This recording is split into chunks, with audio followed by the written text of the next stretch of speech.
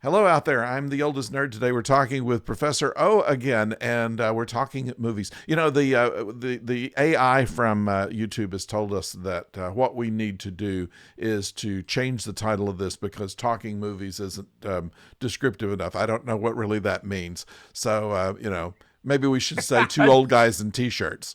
There you go. That try to relate. I can tell we're trying to relate to the movie. Got That's right. Doctor Who. I got anything British. Well, Ta-da. I have to say, watching this film is a different thing from when I first saw it because I did not feel much like an old person when I first saw it, and I thought, they're treating old people pretty badly.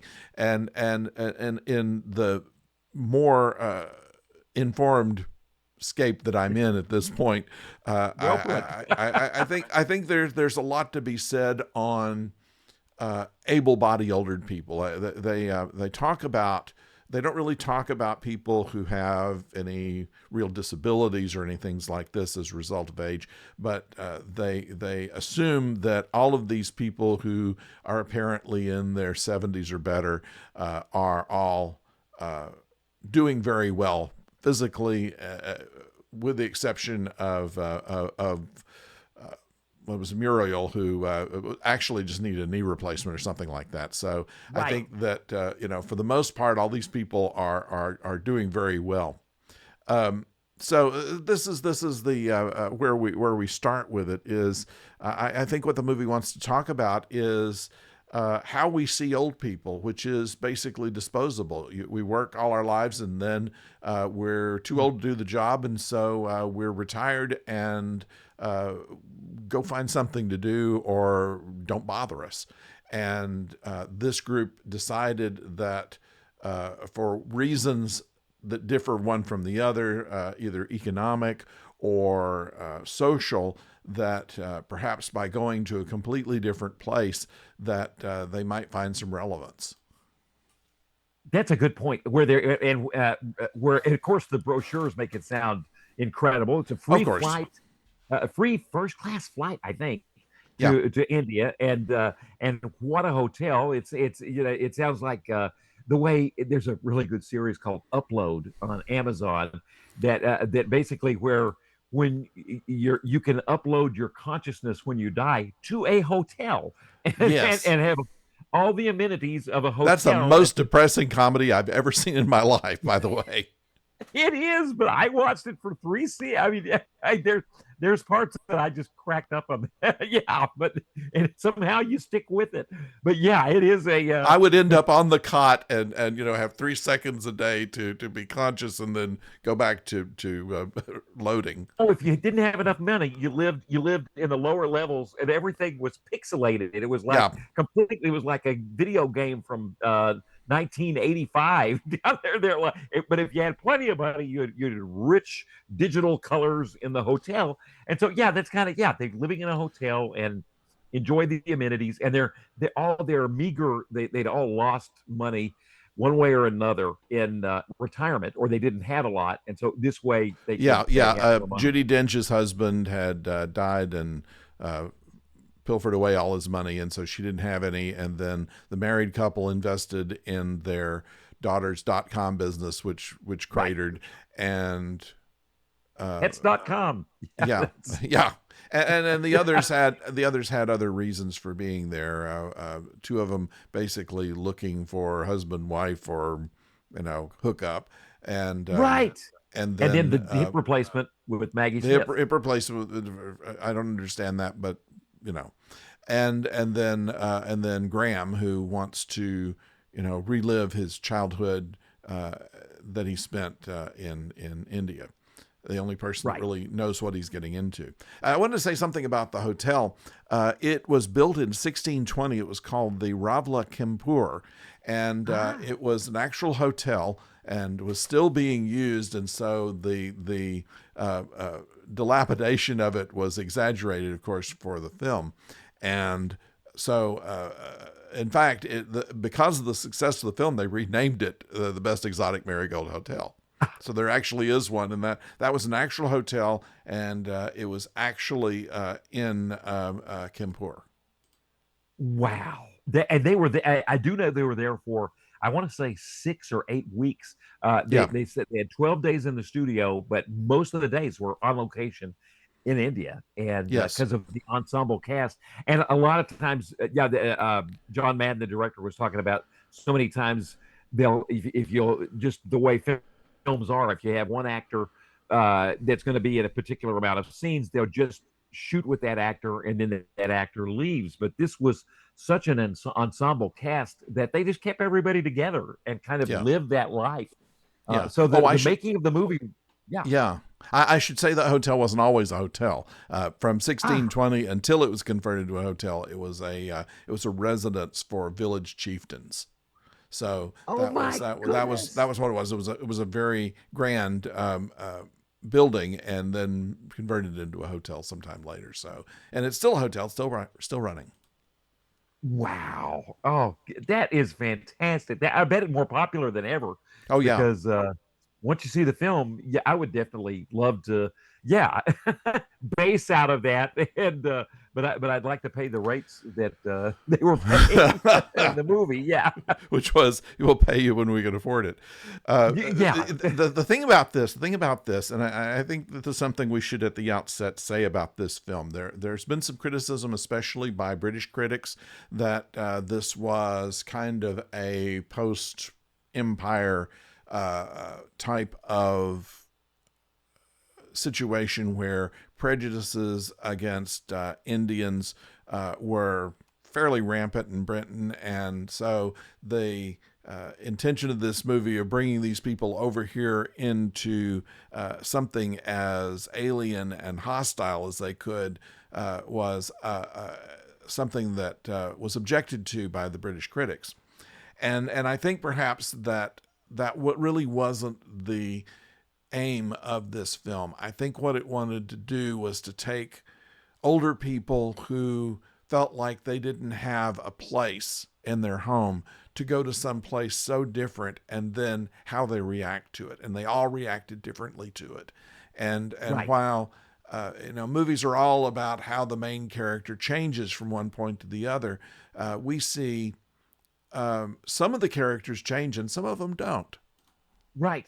Right. But even if in some respects, even some of the most rigid with thinking of the wife, Bill Nighy's wife, the most rigid, uh, it in her not changing, it resulted in her seeing the world as it was, Yeah, in some respects losing all illusions, and she needed that to happen. That marriage needed that to happen. So it's yeah, not a true character arc like you were talking about, but each one, and that's one thing the director, it's such a challenge. Normally, you have one or two characters that have some sort of, especially one that has a character arc. But this is, in some respects, seven characters, or even if you look at Sonny and the mother, everybody dealing with some amount of change. It's amazing, handled really deftly. And you're right, that's what the movie's about. yeah. And yeah, But they do kind of gloss over the minor characters. Sonny doesn't really change. It's just that his vision finally comes to life, and through no fault or action of yeah. his own, apparently, it's thanks to the people who have come in the hotel that liked him and helped him.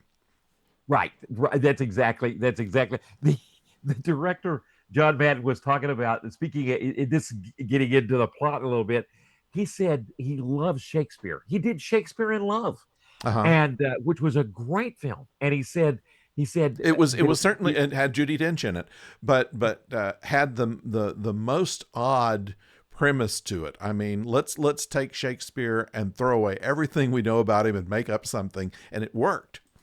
and it worked. And the cat passed. Apparently, nobody wanted to play Shakespeare because they just didn't view it. It kind of comes across as a little bit of a doofus, there he's trying to. He's in love. He's trying to. It's not like Shakespeare like you would imagine, but No, they cast it beautifully. And Romeo but he's and what was it? Betty the farmer's daughter, of which right. one of his colleagues says, "Good title." That's, you mentioned that at the end of every Shakespearean play, Queen Elizabeth. comes in. There's some reference to Queen Elizabeth a lot of times, and Yeah. the contemporary of Shakespeare's at the end of the play. It's like, but it's a Deus ex machina role that she plays, and so he viewed this as kind of like one of Shakespeare's, like. Oh, yeah, not the historical plays, but like one of the like the Tempest or so. He kind of viewed Yeah. it as that kind of play. And you mentioned Maggie Smith, and she's the Queen Elizabeth at the No, end. it's She's the Judy Deus. Dench. Yeah, Judy Dench. that's right. Now No, this is Maggie. something. This is something too. Everything else that I've seen Judy Dench in, she plays kind of an Iron Lady. She's the Oh queen God, yeah. in Shakespeare in Love. She's M in the later James Bond movies, and in this, Oh, so good. she's she is a completely different kind of character. She's someone who is a doe-eyed, as Jean uh, characterizes her, Yes. and kind of lost in all of this, but then adapting to it. She's someone who's always been dependent on somebody else and is only now reaching out to try to do something on her own, and that is a completely different thing than I've ever seen anything Judy Dench in.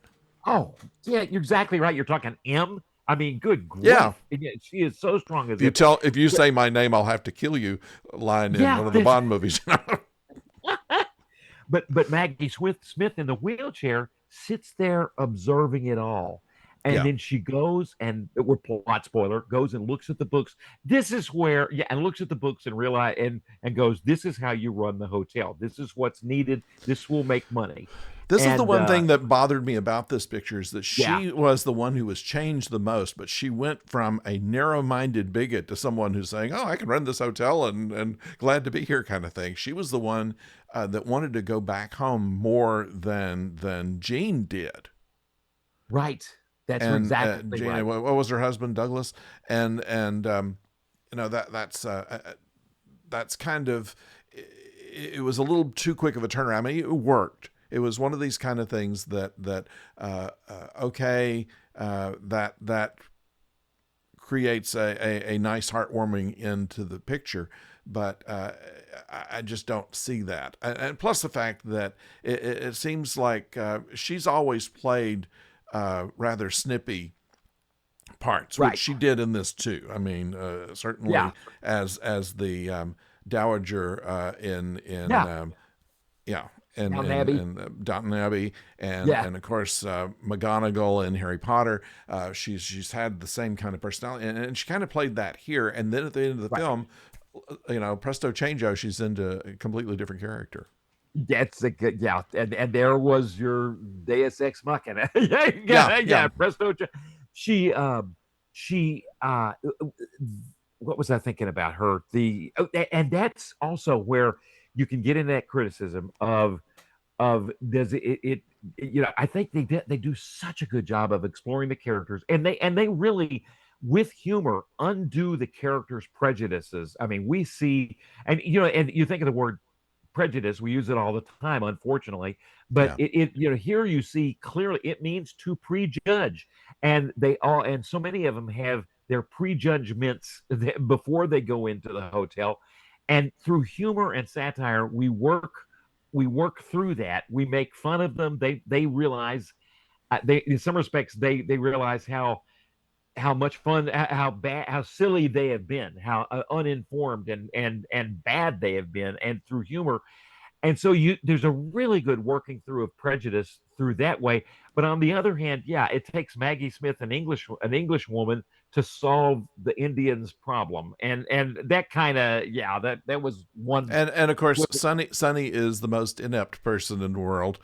He can't even propose to his girlfriend because he's Oh, afraid of her brother, and there's he's just a mess, and his mother yeah. knows he's a mess. And when she comes and says, I come to see my favorite son," and he said, "Well, he's a lawyer in Mumbai, and my second favorite son, well, he's seeking his fortune in Canada, so here I am."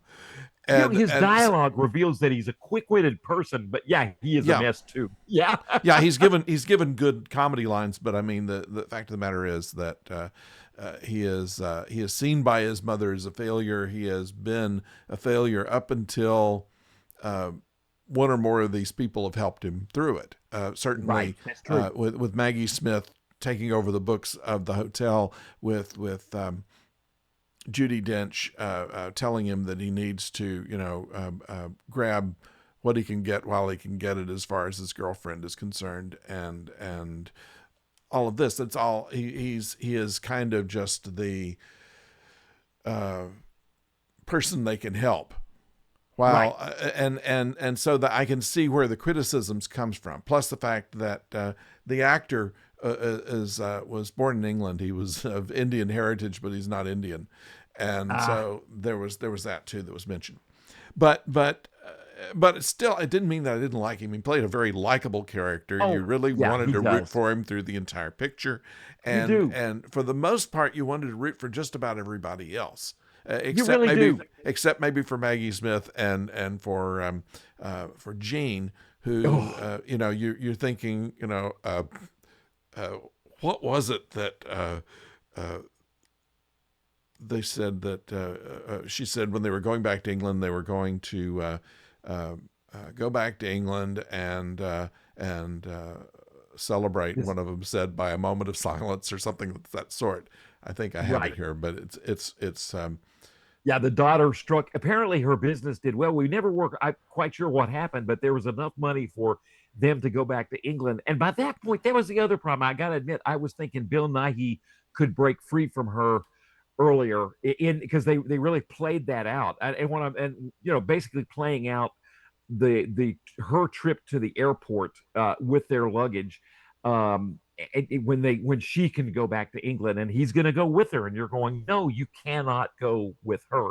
But what's interesting is she realized the marriage was over. She realized yeah. and she realized no you cannot come with me. I'm gonna and it was perfect. He needed that. He needed to be set free. and and so but I did Yeah. like the way that she realized this is who I am and this is who you are and you need to stay here. And but you're right, she with the least amount of change, the most rigid character, and she was Well, from Doctor before that, Who. this was a line I found, and this is Oh yeah, before yeah, yeah, that they knew they were splitting up. Gene says the whole thing is actually tremendously exciting, not just getting on the plane, but getting on the plane and turning left. right. Norman says turning left. She says first class and home in time for our 40th wedding anniversary. We haven't quite decided how to mark the occasion. Madge says perhaps a minute's silence. It That's was a it exactly. was a it was obvious to everybody around and to us the viewer that their marriage wasn't going to work. Yeah.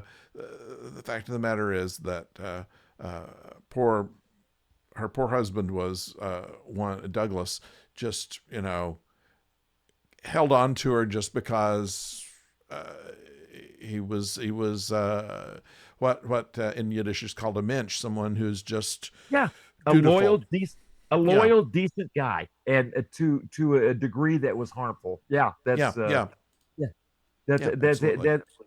Yeah, what a yeah. I mean, yeah. When you look at as a character study, but one thing, a fascinating article we read, and it kind of connects to another character that maybe the central character. That article was by Andreas Athanasiadis from the University of Cyprus, one of those Greek names that, Yeah. but really good art. But he Once makes it's the said, point. it's easier to pronounce, but reading it off the page, you just can't get it. I've had that problem. Yeah, that's it. Whoa, I should have looked at that beforehand, but but really good article. And he counters some of the criticism that the film has taken from its in trying to undo or deal with prejudices from English people. You kind of end up with some about India, but it points out that unlike the films from the 1980s, they call them the Raj, Yes. like a subgenre of films dealing with the Raj, the British occupation of India in the from the 1600s to 1947. They're dealing with those kind of films, and in which they would, and in the 80s apparently with Thatcherism, it's kind of interesting. Those films would they would talk about, well, the empire was bad but really the overall effect was good, and they would kind of they didn't really look at India in a true way. They were more like looking at Britain and saying, yes, stiff upper lip, but India was kind of the victim. And those films never really fully acknowledged that India was the victim. So this film kind of counters that and really makes the word, I hate to use the word makes fun of, but it really makes the British look at their prejudices. But the way it does it is the character you mentioned, Tom Wilkerson, um, Yeah. being gay is, and I didn't quite catch that. I mean, I thought that's an excellent subplot, but it really drives the whole movie, Well, and it gives his you problem was that he was in hiding all the time that he was a judge, and then now that he's retired judge, he can go and admit who he is and approach his old lover in India, who was right, his whole family was shunned when they found out about the relationship. That's how he left India, and he wants to go back and kind of see if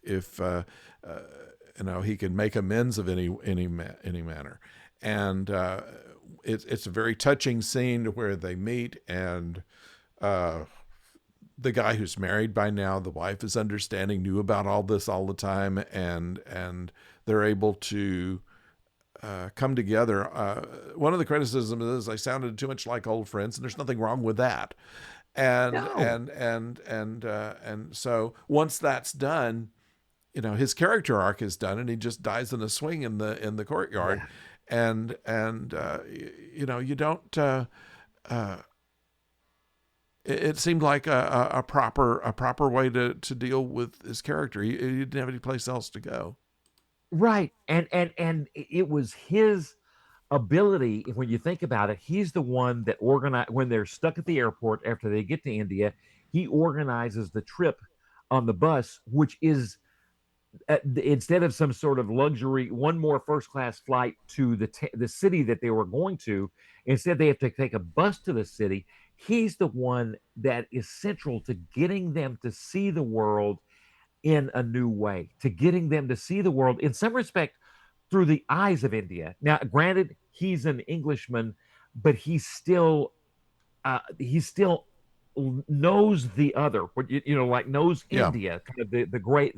In this case, for his point of view, it'd be like the other, but he knows and appreciates the other enough to see through their eyes to a point, so that it opens the door so that everybody can see through his eyes, and even on the way to the hotel, and that set the table for everybody to transform. He's a really, I love his character, just, and he's constantly challenging them in good ways. Have you seen this? Have you yeah, tried the food? kind of an uh informal tour guide. exactly, and the best character, the respected judge, uh and it's Yeah, so funny. Yeah, Bill Nye's wife just throws herself at him, thinking, oh, yeah. this civilized man will save me. I'm looking for the quote on that, because that is kind of clever the way they do it. Oh gosh. Um, I love the way he gives you a whole different way. okay, here it Yeah. is. Jean says, in fact, I've been looking for you for a very long time. Graham says, Mrs. Ainsley, Jean, I'm gay. As in happy? That was the best line. Yeah, that's she just did not want to believe it. She chases him down to a restaurant, and yeah, she follows him wherever he goes. Every day he goes and tries to find the address of his old friend slash, yeah, early lover that they both fell in love. Yeah, And then they were discovered. You gather they were 23, something like that. good bit, yeah. And both cultures at the time. This would have been in the 50s, late 50s, early 60s, Yeah, somewhere there. Both cultures at the time.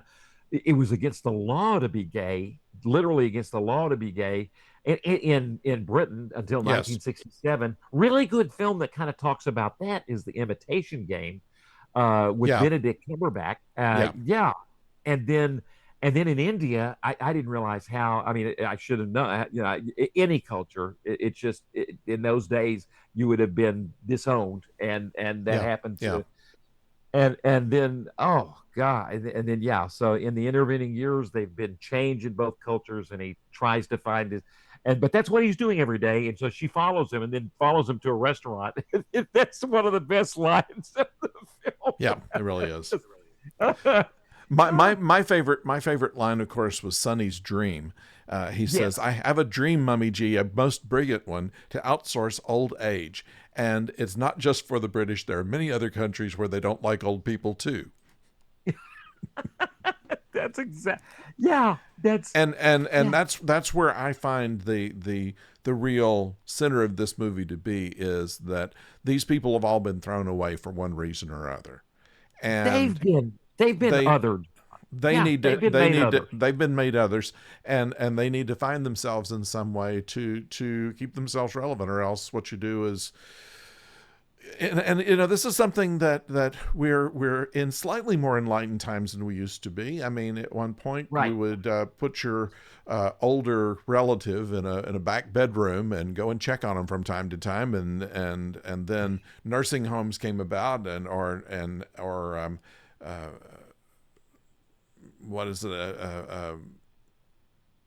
enhanced living, what do they call these, not nursing homes but retirement I know homes, what you're saying.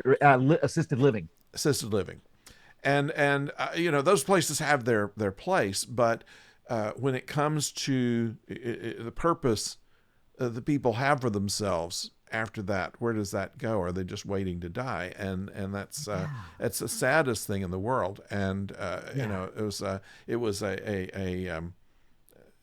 situation where my parents, I would not do that, and we did everything that we could to keep them in their own home, and let them be as independent as they could be, uh, Right. and not have them live in the back room of our house, or have put them in any kind of facility. And oddly, my father had dementia, thought he was in some kind of facility, didn't recognize his own house, and that was kind of heartbreaking. But Ah, that's the situation with old people. There's some of them that are not um, done with life, yeah. and there has to be something and they use India as kind of the uh, change agent, essentially, where Absolutely. Yeah. it could have been anywhere. It could have been just moving to a different city, or something that would challenge these people to create a different life, because they've spent most of their life either being married to someone, or working, or being useful in one way or another that they no longer seem to be. Maggie Smith's character, who was a household servant and was Right. like a member of the family until they decided she was too old to be a member of the family, and just gave her walking papers. She trained her And replacement beautifully. She trained right, her replacement. She right, didn't realize she was training a replacement. yeah. And then as soon as she trained her replacement, they cast her off. And that's where and you've got some good criticism with kind of her character arc in a sense, but I love the way that she befriends. She didn't even realize she's befriending the woman that's perceived as an untouchable. And man, Tom Wilkerson's character, the judge, says even the shadow of an untouchable is considered to be corrupted. Yeah. And yet there she is, yeah, and then you But got it was almost accidental on her part, and that's the cringe part right, of that, of the next scene. After that, she's talking to the untouchable only because she recognized what she was doing and said, well, I used to do right, that better, and right. basically talking down to her, and that they take it as a great compliment, invite her to their home, and then she makes an ass of herself, honestly. She And had not changed to the point she needed to yeah, change at that point. true. At that That's point, right. at that point, and that's beginning her journey back, because she feels Exactly. feels remorse afterwards. She realizes that her attitudes are hurtful. Right, right. Absolutely realize they're hurtful to herself. They're demeaning to. She even realizes how much that demeaning that she's in a sense she was demeaned, and being demeaning just keeps the cycle going. And I love the way she just keep all of a sudden the translator is helping her tell her life story, exposition. She's telling her Yeah. life story, and all of a sudden translating it, and all of a sudden the translator can't keep up with the life story of Maggie Smith being a basically a household servant, and then Maggie Smith just keeps on talking, and the woman can't understand her, but maybe on another level she can. It's an interesting scene, Yeah. and do we ever come back to that woman again? I don't that every No, most I of don't think so. There's mentions in the materials that we've both read that that indicate that she's a bigger character in the sequel movie. oh, fascinating. Because of course That she was an employee of the hotel, so that's the reason that they first that's encountered the her. one thread that they left a little The bit. the Yeah, the, the characters that I don't see fitting well were the characters of Norman and Madge. Now, interestingly, the yeah. actors Celia Emery and Ronald Pickup were actually married to each other, but in this film, they both play single people who want to hook up with others, and she pretends that she's Princess Margaret, and the proprietor of the place that they're at says, "You're looking very well for having died 9 years ago," and he Norman is one who's looking to hook up with somebody, and they say, do you worry about sex at your age? And he said, well, if she dies, she dies, which is an old joke, but And, oh, otherwise, I don't see a use for these characters in this film. yeah. They seem to be kind of sitcom characters. Yeah, their goals, sitcom characters, their goals really, when you think about it, were not that meaningful. I mean, that that's what he wanted was the climax of life again, and again, it's what he, but he, but yeah, that was kind of like that's it, instead of they really could have pivoted that to more to really what's really underneath that was loneliness and companionship, and I Yeah. kind of wish they would have focused that. They did have the funny movement though, your moment when, well, you're right, they've been dead 9 years, but perhaps you'd like to meet this person, and Yeah. and then they at the same club they're aspiring to, they're introduced to each other at the club, and it's just like the Pina Colada song. I mean, Yeah. they're and Like, I'm not denying that there are a few good jokes in here, but yeah, yeah. the question that hit But me, you're and that right. was It's once again in what we were sitcom. reading, is was this a romantic comedy, or is it something else? It certainly does not. It's kind of genre bending, because Right. it is a story with very serious a very serious subject matter, and there are some comic relief elements in it, but and there is some romance here and there, but is it a romantic comedy? That's a that's I in a sense it doesn't I would say yes and no. It's got some of the tropes of a romantic comedy, but it really breaks away from them and becomes something else. And I love what it becomes. The article we read was talking about too the this I never even thought about them as a category of films, the Raj films, the British Yeah. ex-empire films, and or exploring the empire. And I got it when you compare this film to like A Passage to India, which probably won Academy Awards and was a distinguished. I mean, Yeah. David Lean, I think that Yes. I'll take this film anytime. It's more lighthearted. It's fun. It's just if I'm gonna watch a movie again, this would be the one. I feel like I've seen more of the real India in this picture than most of the others, where you have the vast expanse of Panavision. Yeah, to show, yes, there's some countryside there, but this shows the crowded. What there was one great line. Everything's crowded in India. They will make room, but the bus is too crowded. They will make room, and you see so much more of what it probably is like in this film than those. Yeah, and God, the characters in the Raj films from the '80s sure feel like they just feel more stereotypical. I hate to say there was some stereotyping maybe in this film, I'm sure, and we can there's Sonny, there's the mother in a sense, but The they're old the swingers, I background. think, would be added into that too.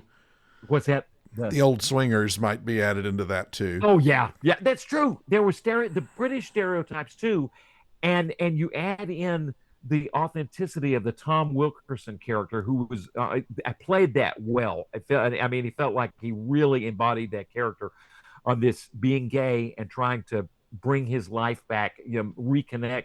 That just changed this movie, and it's a delightful, just such a fun film. And I gotta admit, and it's got the Tom Wilkerson has been in some great things. But I think Yeah. this is one of his best parts. That Yes. Yes. I just can't imagine anybody, any, and he plays, yeah, he just, and to have been, and there he is a judge, and he knows what it is to be judged, and then they go, and they played the heart condition really well too. You can Yeah. tell a couple of times when it hits earlier in the film, and you're thinking something's wrong when he's teaching the kids, and the kids are interacting with him instead of being a useless retiree. He's like, "Hey, uncle," and he's teaching them how to play. Now that I gotta Yeah. admit, they probably knew how to play. They play cricket a ton, and Oh yeah. but still, he's an older person, a mentor to the kid, and teaching him how to hit the ball a little better. Yeah. Well, as you would with any kids, you'd find playing here's how you need to choke up on the bat and things like this, and Exactly. so I can Yeah, yes. I could see that. I could see that more than being looking down, because he's dealing with children. I loved his line though, that he said that he admits that he's gay to Judi Dench, and he said. That it's all kind of oh goodness, I wish I could find that very quickly. While you're looking for that, I've forgotten he was in the Eternal Sunshine of the Spotless Mind.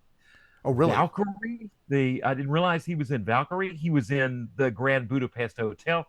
I knew he had played LBJ. They always get the Brits to play LBJ, but he had played LBJ in Selma. Yeah. But just Yeah, and yeah. won a Golden Here's the Globe. line. Here's the line. I'm Yeah, gay, although nowadays more in theory than in practice, and that speaks to more. his loneliness and isolation and things like that. But It done does. less for laughs than with the two swingers. And Oh, it otherwise, does. the only real couple there is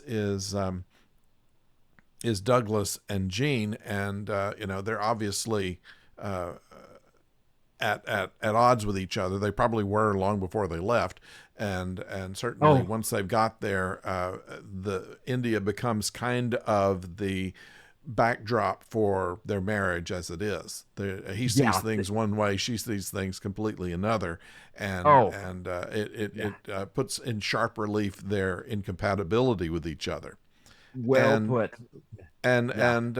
and this kind of I think that probably Evelyn Judi Dench is kind of the center of all of this. She's the one who has decided that her life never was really much, not just getting old, but even when she was married, she was just kind of a kept woman, and never did anything on her own, never accomplished anything.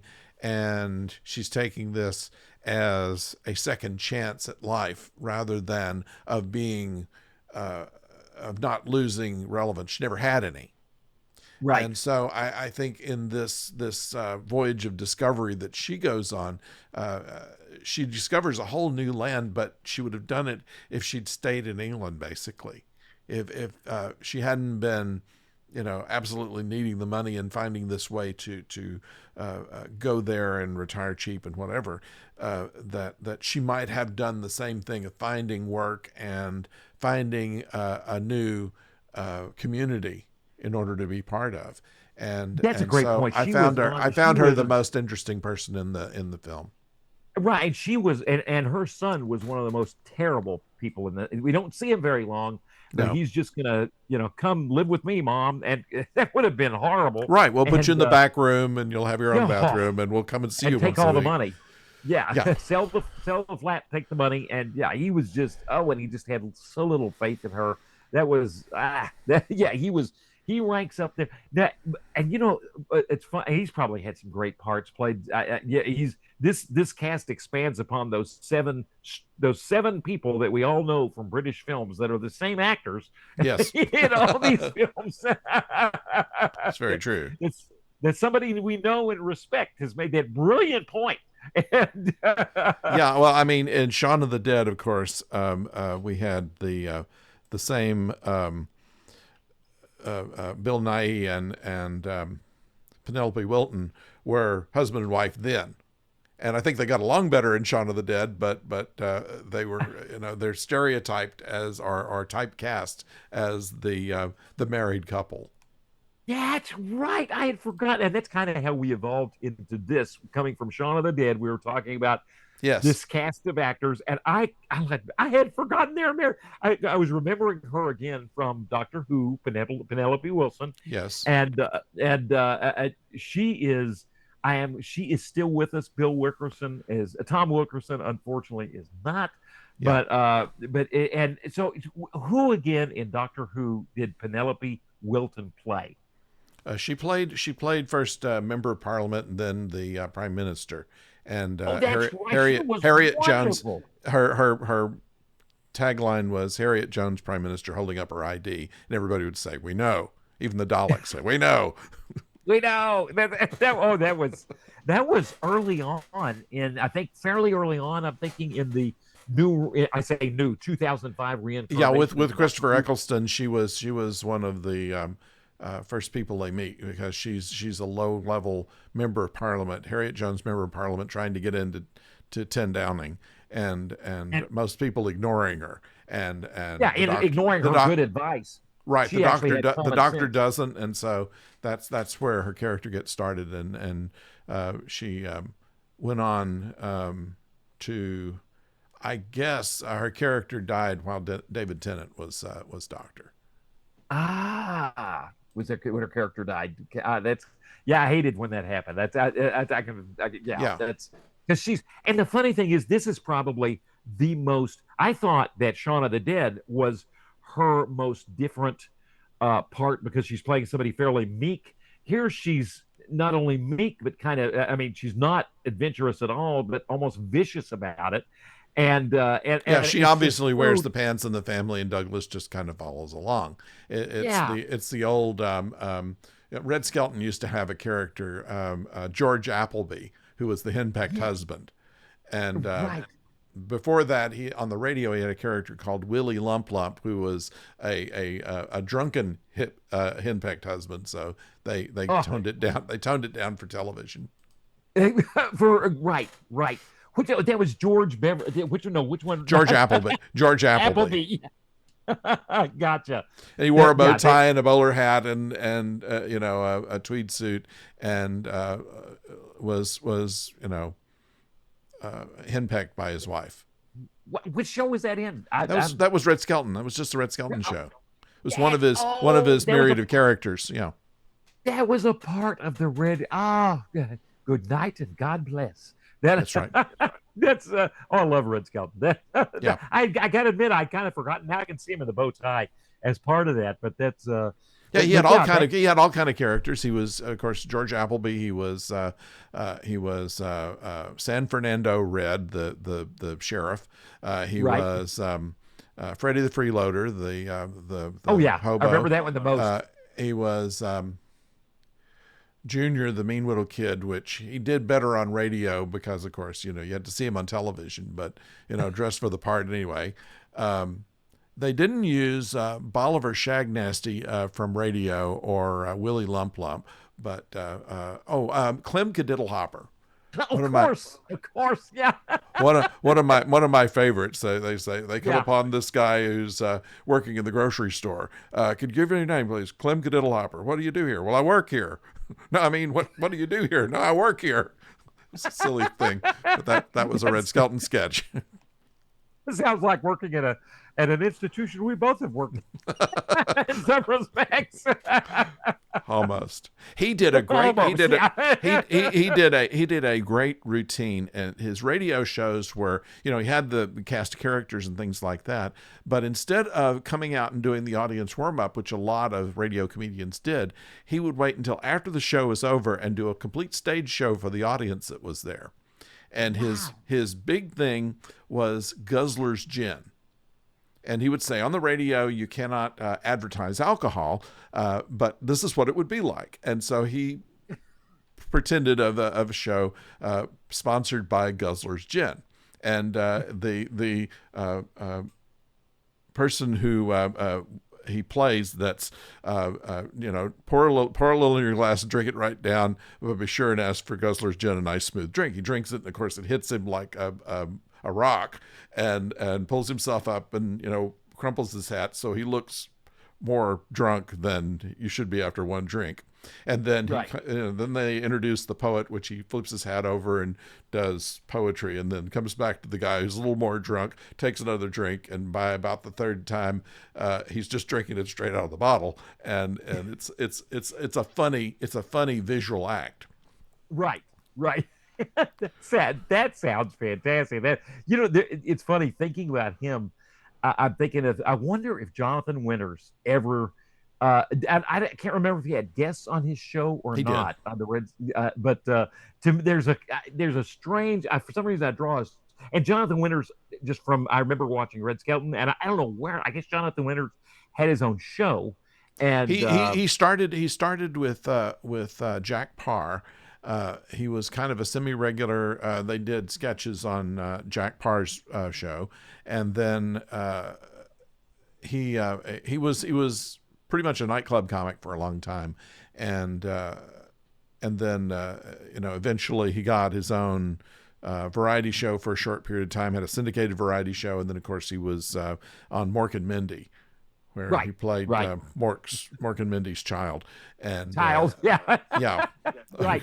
which under their thing he was born as a grown up and got younger, so Exactly. that's Like Merlin. how they did that. But they said once again there the funniest parts were when they weren't filming, because when they would be resetting lights, Robin Williams and Jonathan Winters would just go into improv and just bring the house down. Robin Williams was bringing his mentor. He plucked Jonathan Winters for that show because that was his type of humor. He just There's something on YouTube, by the way, Jonathan Winters and Robin Williams on I think Johnny Carson. And Jonathan Winters was the scheduled guest, and Robin Williams just does a walk on. And he comes in, and he said, he sits down, and Johnny says, well, what's up with you today? He said, I had to see old Dad here. Have you signed the papers yet? And Jonathan Winters immediately goes into a rather demented looking facial expression. Please, you signed the papers. We need the house. And they went into this. It was hilarious. It's only about a couple of minutes, but it's on YouTube somewhere. I would watch the sequel to The Best Exotic Marigold Hotel in a heartbeat if it had Jonathan Winters in there. Yes. Send him away. Yeah, Wouldn't we all? Of course, he was in Mad Mad World when we have we done true. Mad Mad World? We have not. Yeah, that'll be one that it's coming up. We're gonna have to do. He was not. No, that's we have wandered far afield as we do, starting with Red Skelton. Yeah, what movie were we talking about now? No, how about Star Wars? Because this director, one thing in listening to the interview with John Madden, the director, who's done great work. We were talking about that. Is he did the Star Wars NPR specials, which just is legendary. He directed them for radio. Yeah, he started, according to one of our correspondents here, who, by the way, we need to say something about him. Let me see if I can find the link on that. But one of our correspondents here tells us that he was originally slated to direct Ant-Man, and did actually part of the film before he was fired from it for one reason or other, and then. But they say if you watch Ant-Man now, you can see some of that director's trademark work. Right. Interesting. So, embedded in the Ant-Man before he was replaced. Yeah, that's That's interesting. That's Yeah. he's a very listening to him talk. He's a very practical, reasonable director. Um, he's done plays. He understands the craft of acting. He's basically saying, forget all the special effects. The most special effect you you have in a film is a close up of the human face, and just forget CGI, forget explosions, the human face. How do you get to that close up? And like D.W. Griffith would get to that close up. One of the first early directors, kind of infamous and famous, but he worked his way to the human close up, and so does this director, the famous football John Madden, but it just a wonderful director. He says whereas with a play you're going to rehearse and rehearse, with the film he likes to have the actors read through the script, do a read through together, but he wants the performance on the film to be like a rehearsal for the film, so that it's not improv, but you still have the molding of that character happening in real time. In As the camera's filming, you're actually seeing in some respects some of the effects of a rehearsal, so that dawning on, because you hear so many directors talk about a good actor, you can see them think. Mhm. That's that mark of perception. A character realizes something. We see them thinking this, and in a play that would be rehearsed and rehearsed, whereas in film it's like you're filming a rehearsal, so that moment of capturing that emotion in the close up is a little bit more perceived. I just love the way he had these, and for radio, the way he directed them. He knew that was a huge project for NPR. BBC Yeah. apparently wanted to do it, but the BBC decided not to do the Star Wars project. Yeah. And so it was passed off from the BBC to USC. It sounded like the radio station at USC was partly behind the one that George Lucas funded incredibly well, the NPR station from the in the when those radio dramas, was that like 1978 is when they were doing those radio dramas for Star Wars. I'm thinking the Yes, I believe so. done originating from the USC radio station. They got Mark Hamill. They didn't get all the actors. And what was fascinating is, the movie Star Wars is 2 hours long, but the series from the BBC is 13 30 minutes episodes. So it's like 7.5 hours long. I haven't listened to it, but I want to hear that thing. And this is where he got to start in radio. Yeah. Well, the BBC up until, oh gosh, recent years, let's say recent years, was continuing to do radio plays. And that was part of what they did on, I think it was on Radio 4. And after the digital revolution came along, they had an online service which they called BBC 7, which they replayed a lot of their things. Right now, what I know of is that the only radio dramas that are being made are the ones that do Doctor Who stuff. It's what do they call it? Oh, they're doing, yeah, as radio. Yeah, I but did it's not not. the BBC Okay. that's doing. It's not the BBC that's doing it. I would have to look that up. I'm heard it 100 times, and I can't think of the name of it right now. But I think the service you're talking about did Quatermass for BBC yeah, in 2005, kind of and did it live, which is really yeah. interesting on the radio. Yeah, But they but do a lot of Doctor Who from previous actors who've worked in Doctor Who. It's ah, I forget, something Productions. Doggone it. that would be. I bet they have a ball coming back and playing their parts on radio. I bet they have a ton of fun. Are there new episodes on radio for Doctor Who too on that service? Yes, they're constantly Wow. producing new stuff. So yeah, it's I'll put it down in the comments after this if you're interested. I'll look that up and find it and put it Oh down. yeah, Pin it down in the comments. But I was looking up the last film that John Madden did for Wikipedia is is Operation Mincemeat, World War II set film. Oh, that looks fantastic. I remember when that film came out, I did not see that. And then The Debt was a really good film with that was Helen Mirren. Uh, Hmm.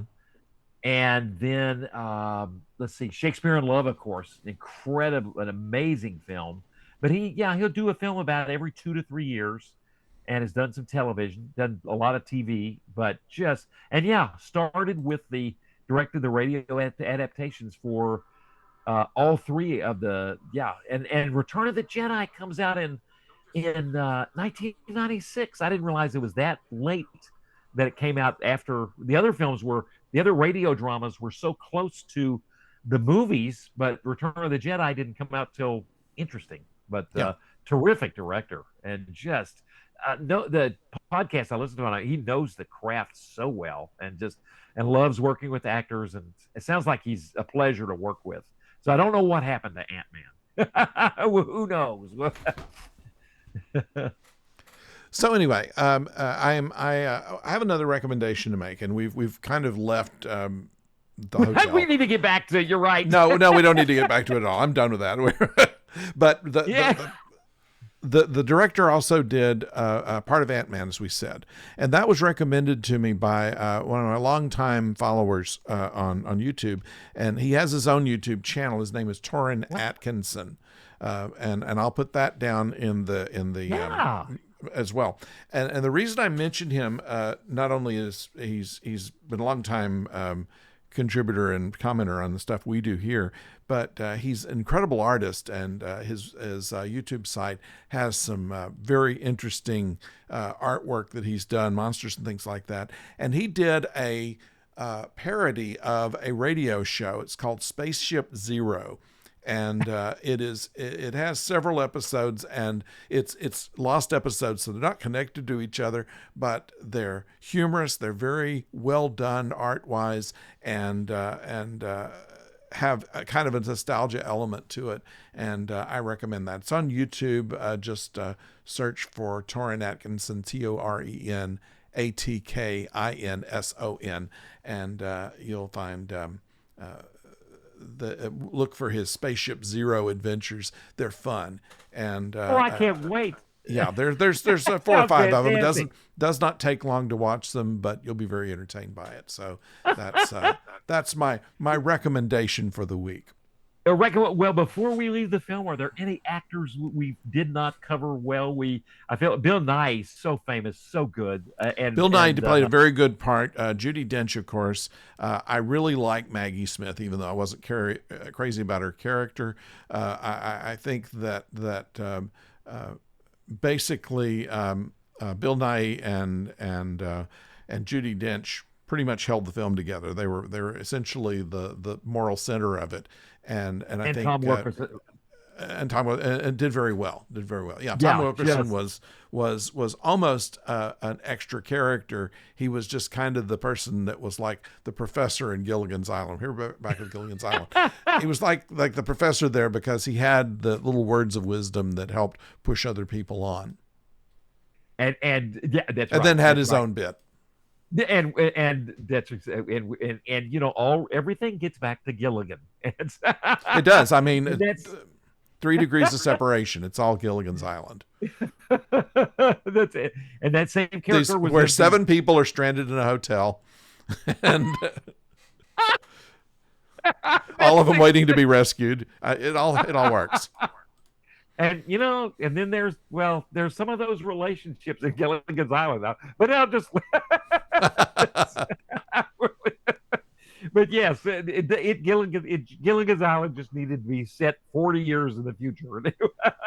Right. I mean, the Howells would have been fighting. That was Yeah, he would have lost his fortune to a .com. You see, that would have worked. that's true. That's amazing. Yeah, that is. Yeah. Well, the island transforms them. That's wow. Yeah. That's, They have to make do with things that don't work quite right. Yeah. It's a shipwreck. Exactly. Wow. And there's who would be would there be if there's a hotel the skipper run the hotel? Kind of. Well, Would you see that as they did have a sequel movie where they called it The Castaways at Gilligan's Island, and the Howells owned the hotel. the house? Oh, of course. Everybody else was silent partners.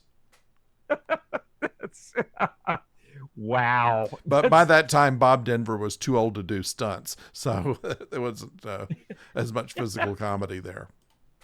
And they did have, when you think about it, they developed the special kind of bicycle type ride that's so common in India, where I forget what that is. Tuk tuk. Yes, exactly. I think they had those. They pretty much had everything on Gilligan's Island. Odd thing about that, they had kind of a rule from Sherwood Sports. The producer said that you can't build anything there that wouldn't be found on an island. And so the prop department got very creative to see what you could make out of bamboo and twine. And so Right. the bicycle was basically the thing that they tried for quite some time before they came up with one that would work, and used it in just a few seconds in it. They did it just because they could. Wow. But they were instructed, so they couldn't even fake it. It had to be bamboo and twine. Yeah, And so essentially. oh my goodness. Yeah. And so you'd see a shortcut of the bicycle and cut away, and Yeah. probably stock footage of the bicycle working. Yeah, that's amazing. Now, I don't think know if you could. I don't know if you could charge radio batteries with a coconut. I'm not certain about that, but that's the old Seinfeld joke, by the way. The professor could make a radio out of a coconut, but he couldn't fix a hole in the ship. Yeah, that's we'll have to do one of these days. We may have to do an homage to Gilligan Island. We'll see. Lord help us. Lord help us. That's exactly right. The last thing I've got, George, real quick, is on the music. Okay. I think it was Thomas Newman did the music, Yeah. and it's and I was rewatching part of it, and the music becomes more prominent. Interestingly, it's nothing you can hum, Yeah. and the director John Madden said, if you can, he's this composer has been nominated 10 times, he's never won, and the director said that's because he makes music that serves the narrative. This director is one of the best I've heard about. What the entire everything is in service to the story, and Yeah. if the music stands out so much that you leave humming, you might win an Academy Award, but it doesn't make it the best music. And I thought that was an interesting comment Yeah. on Yeah. the where. And I will say, Here's for one Ant-Man, factoid here, though, that in case, because after watching this, I kind of wanted to go visit India. And 100%. really, Yes. however, you cannot retire there. The India government does not issue retirement visas for long-term residency. Visitors can spend up to 180 days at a time per calendar year. So that's interesting. Well, the owner would have to figure that out. He, Yes. he Yeah. may have a hotel in another. You go to a different place for the other hotel. Right. Go to Pakistan for the yeah, right. Exactly. Yeah. Yeah. That'd be the closest place, or Bangladesh, either one. So yeah, that's. But a terrific film. I mean, just Yeah. delightful, and not in my typical genre, but I loved expanding that, and yet we still get back to Doctor Who and Gilligan's Island. So Yeah. all Let's see is if we can well. do that. Let's see if we can do that with Ant-Man next week. Sounds good. That All sounds right. great. And that music for Ant-Man is completely hummable, and it's a great film. So, Yeah, it is a good film. I like that one. So thank you for joining us. And we'll be back next week and talk about Ant-Man right here. So don't go far.